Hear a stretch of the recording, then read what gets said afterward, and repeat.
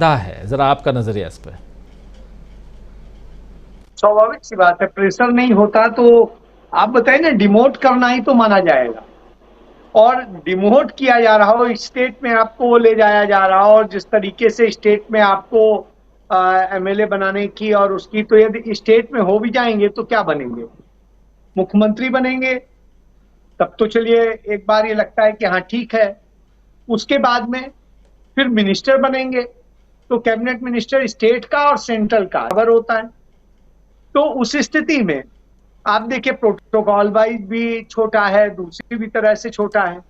Central का जो minister होता है पूरे इंडिया में एक तो वो रखता है। चीफ मिनिस्टर जो होता है वो सिर्फ अपने स्टेट में होता है, और जब सेंट्रल में वो कहीं जाता है तो उसका स्टेटस स्टेट के सेंट्रल के स्टेट मिनिस्टर जैसा ही होता है। तो उस तरह की स्थितियां हैं। तो उस तरह में आप यदि उतार रहे हैं अपने कैबिनेट के लोगों को, तो इसका मतलब है आप डर गए। और जिस तरीके से पटेल ने कहा कि वो पहली बार जो है लड़ेंगे, तो साहब इससे ये लग रहा है कि आप देखिए ऐसे ऐसे लोगों को लड़ा रहे हैं कि पहली बार वो लड़ेंगे तो बहुत बड़े वो है। वास्तव में वो सब परेशान होंगे और सबको सब जवाब भी दिखाए गए होंगे, दोनों चीजें जी। तो। लेकिन मिलना किसी एक को है, क्या मिलेगा, कैसे मिलेगा। और आपने जहां पर भी देखा है, उत्तर प्रदेश में आपने देखा है एक मुख्यमंत्री है, बाकी सब स्टूल डिप्टी सीएम है।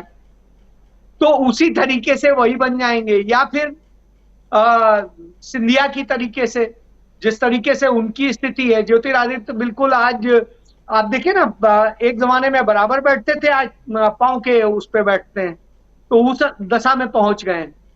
तो ये इनका आज स्ट्रक्चर दिखाता है कि किस तरीके से डर है। उस डर के कारण ऐसे सारे लोग उतारे जा रहे हैं जिससे किसी तरीके से हम जीत जाएं, कुछ कर जाएं, लेकिन उससे माहौल नहीं है बनता है।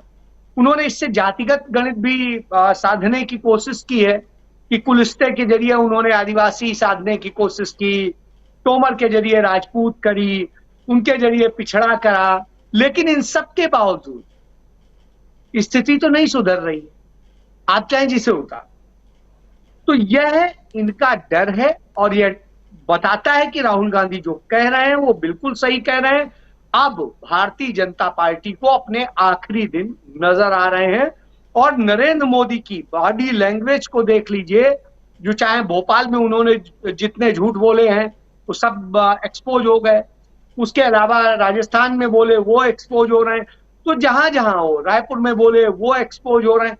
तो वो सब जब सामने आ रहे हैं, तो झूठा प्रधानमंत्री हो और उसके बाद में इस तरीके से वो डरा हुआ दिखाई दे, कांग्रेस कांग्रेस कांग्रेस कांग्रेस ही करता रहे, तो आप समझिए कि हर मिनट पे वो कांग्रेस बोल रहा है, तो इससे बुरी स्थिति उसकी क्या होगी। वो प्रधानमंत्री नहीं है, वो वास्तव में प्रचार मंत्री ही है, लेकिन प्रचार भी इस बार करने में उसकी हालत बिगड़ रही है।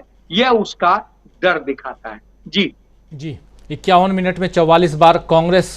जरा आना चाहता हूं क्लोजिंग कमेंट के लिए अजय शुक्ला जी आपके पास, जरा आपसे भी समझूं। ये बहुत सारी बातें यहां हम लोगों ने कर ली। अजय शुक्ला जी, वीडियो ऑफ हो गया है, जरा कोशिश करते हैं फिर से आते हैं अजय जी तो, और उनसे। हाँ अजय जी, जरा बहुत सारी बातें हम लोग कर रहे हैं पिछले 1.5 घंटे से, और इसमें यही समझने की कोशिश कर रहे थे 1.5 घंटे में कि आखिर क्या कारण है कि नरेंद्र मोदी को अपने कैबिनेट के साथियों को उतारना पड़ रहा है विधानसभा चुनाव में, जबकि उसके आगे लोकसभा का चुनाव है।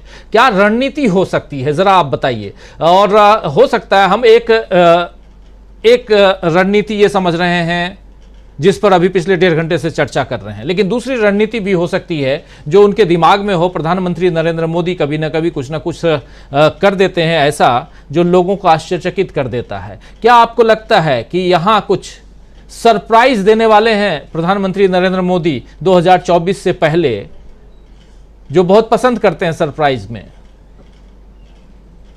देखिए, मैं आपको एक छोटा सा उदाहरण देता हूं। इस समय आगरा से एक सांसद है मिस्टर बघेल, वो उत्तर प्रदेश से ही राज्यसभा सदस्य थे।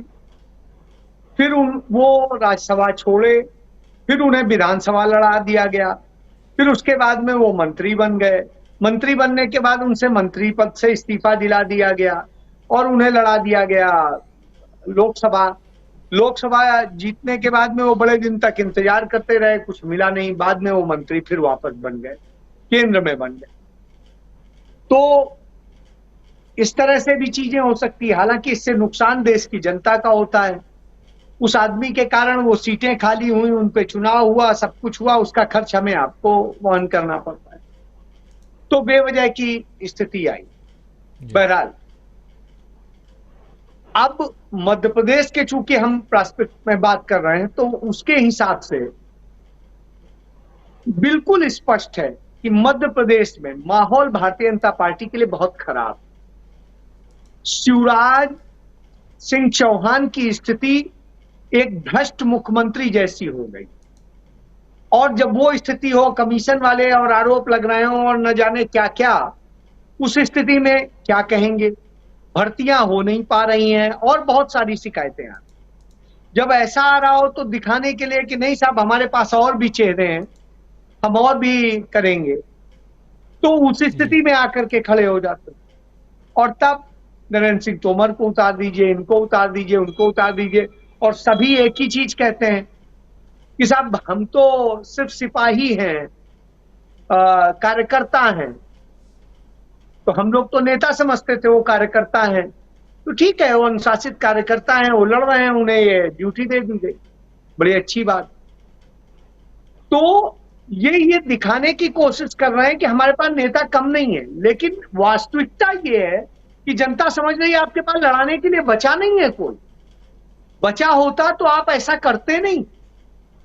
आप इस हालत में आकर के खड़े हो गए कि आपके पास में आज लड़ाने के लिए लोग नहीं बच रहे। इसीलिए मैंने बघेल का एक आपको उदाहरण दिया। तो इस तरह की स्थितियां हैं, ये बताती हैं कि कितना डर किस तरह से समाया हुआ है, वो सब चीज समझ सकते हैं।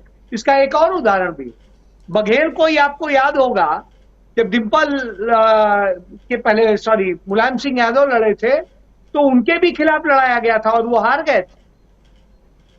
तो इस तरह से बहुत सारी जो चीजें हैं वो ये बताती हैं कि भारतीय जनता पार्टी इन दिनों एक डर में जी रही है, और वो डर है हार का, क्योंकि उसे हार दिखाई दे रही है, इसलिए वो इस तरह के प्रयोग कर रही है। जी बिल्कुल, एक डर के साए में साफ दिखाई दे रहा है। और कहीं ना कहीं राहुल, हमारे चैनल से जुड़े रहने के लिए YouTube पर टाइप करें DB लाइव, सब्सक्राइब बटन को क्लिक करें और बेल आइकन को दबाना न भूलें, ताकि खबरें आप तक पहुंचती रहें। देखते रहिए DB लाइव, क्योंकि यहां हैं खबरें लगातार।